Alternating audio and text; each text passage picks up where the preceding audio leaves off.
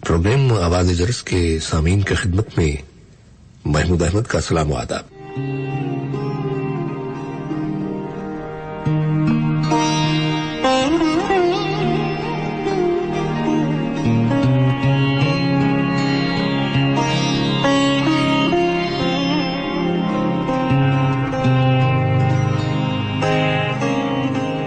بسم اللہ الرحمن الرحیم۔ معزز سامعین، انسان کے لیے تقدیر پر ایمان رکھنا بہت ضروری ہے، اور جو شخص تقدیر پر ایمان نہیں رکھتا وہ جنت سے محروم ہو سکتا ہے۔ تقدیر پر ایمان لانے کے کچھ قاعدے اور اصول بھی ہیں۔ سب سے پہلی بات تو یہ ہے کہ قضاء و قدر پر ایمان لانا مسلمان کو اپنے رب پر توکل کرنے والا بنا دیتا ہے۔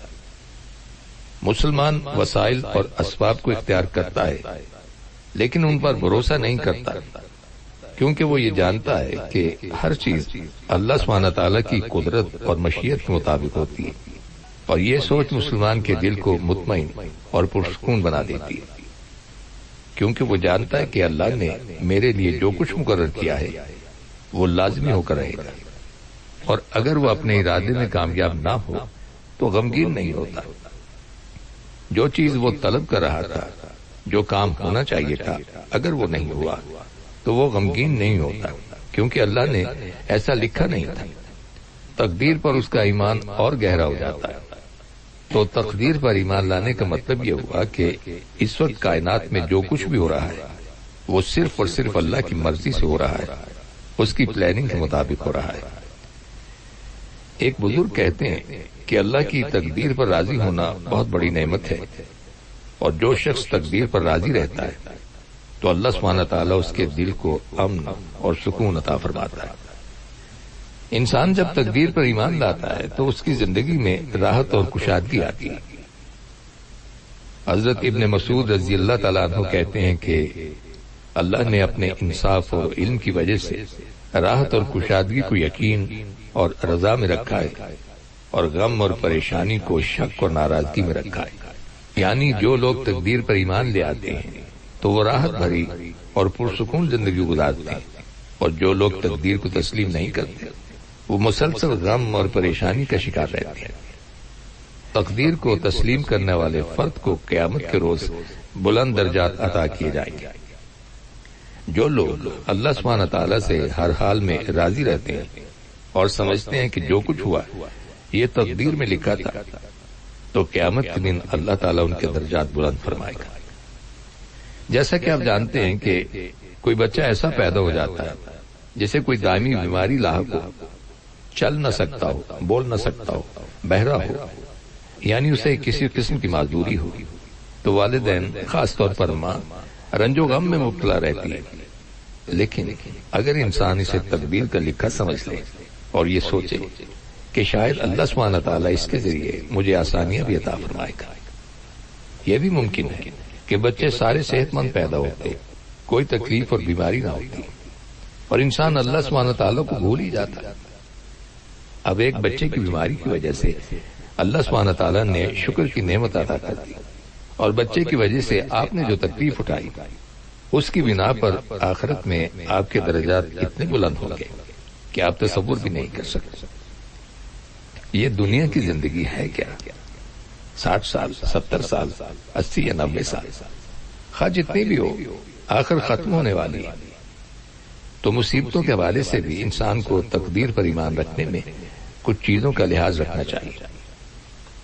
سب سے پہلی بات یہ ہے کہ اللہ سبحانہ تعالیٰ کا علم ہر چیز پر محیط ہے، یعنی تقدیر کے معاملے میں پہلا اصول کیا ہے؟ اس بات پر ایمان لانا کہ اللہ تعالیٰ کا علم ہر چیز کو گھیرے ہوئے ہے۔ اللہ تعالیٰ غائب کو، ظاہر کو، ہر چیز کو جانتا ہے، اور اس سے کوئی چیز چھپی ہوئی نہیں ہے۔ وہ تو انسان کے سینوں میں پیدا ہونے والے وسوسوں تک کو جانتا ہے۔ اس کائنات میں ہونے والا ہر خیر اور شر اللہ تعالیٰ کی مشیت سے ہوتا ہے، اس کے اذن کے بغیر نہیں ہوتا۔ تو پھر انسان پر اگر کوئی مشکل آن پڑے تو اس کے حل کے لیے اللہ ہی سے رجوع کرنا چاہیے۔ اللہ کی طرف لوٹنا چاہیے، اس سے دعائیں مانگنی چاہیے، اس سے آہوزاری کرنی چاہیے، کیونکہ مشکلات کو وہی ٹال سکتا ہے۔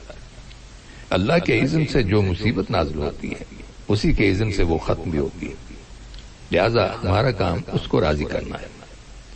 تو یوں انسان اسباب تلاش کرنے کی بجائے اپنے رب کی طرف لوٹتا ہے۔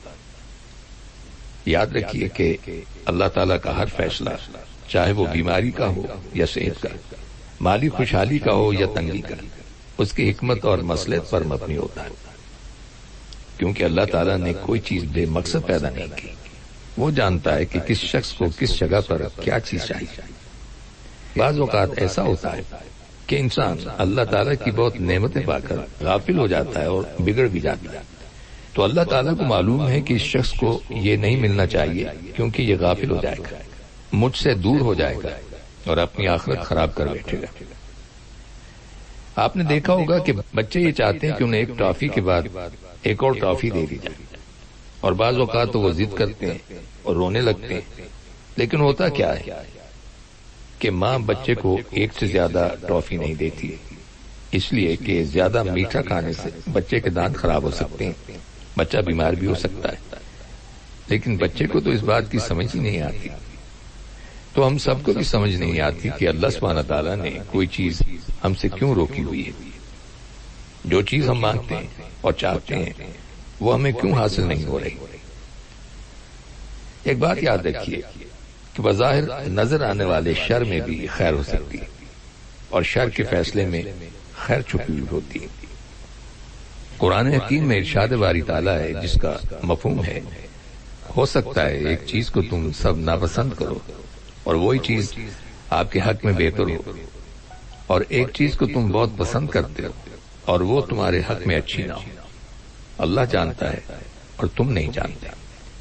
یہ بھی دیکھنے میں آیا ہے کہ بعض اوقات کوئی چھوٹی سی تکلیف آ جاتی ہے اور ہم پریشان ہو جاتے ہیں، لیکن اصل میں وہ کوئی بڑی تکلیف کو روکنے کا سبب بن جاتی ہے اور ہمیں پتہ نہیں ہوتا۔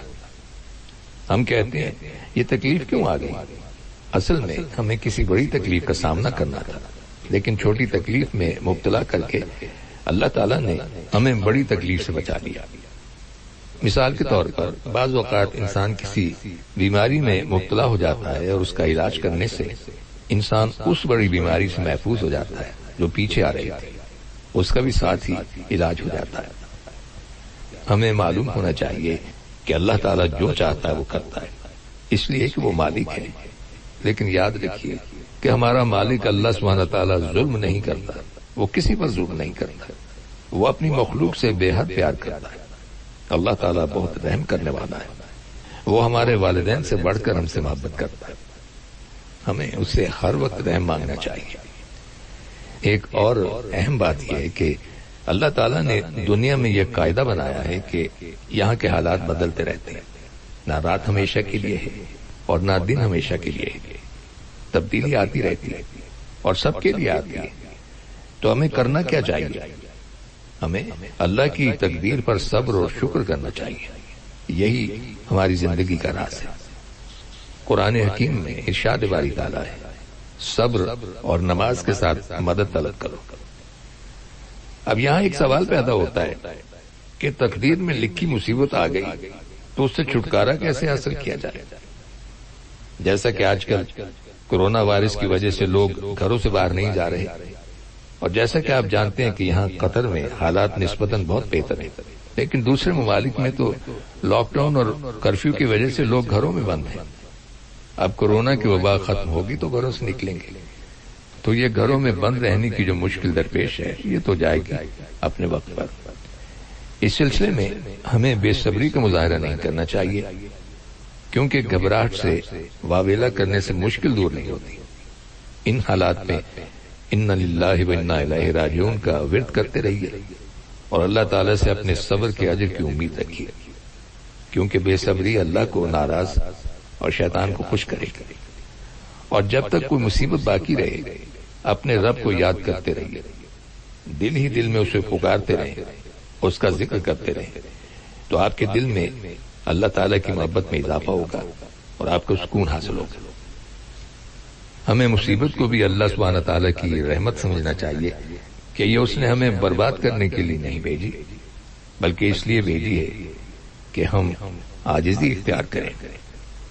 یہ بات یاد رکھیے کہ مصیبتیں اور بیماریاں انسان کے گناہوں کو مٹا دیتی اور اللہ تعالیٰ کے ہر فیصلے میں بھلائی ہوتی۔ نبی اکرم صلی اللہ علیہ وسلم کا ارشاد ہے کہ اللہ جس کے ساتھ بھلائی کا ارادہ کرتا ہے اسے مصیبت میں مبتلا کر دیتا ہے۔ حدیث میں آتا ہے کہ مومن کا معاملہ بھی عجیب ہے، اس کے لیے ہر بات میں بھلائی ہے اور ہمیں اللہ ہی پر توکل کرنا چاہیے۔ مصیبت پہنچنے پر یہ عقیدہ رکھنا چاہیے کہ یہ اللہ کی طرف سے آئی ہے اور وہی اسے دور بھی کرے گا۔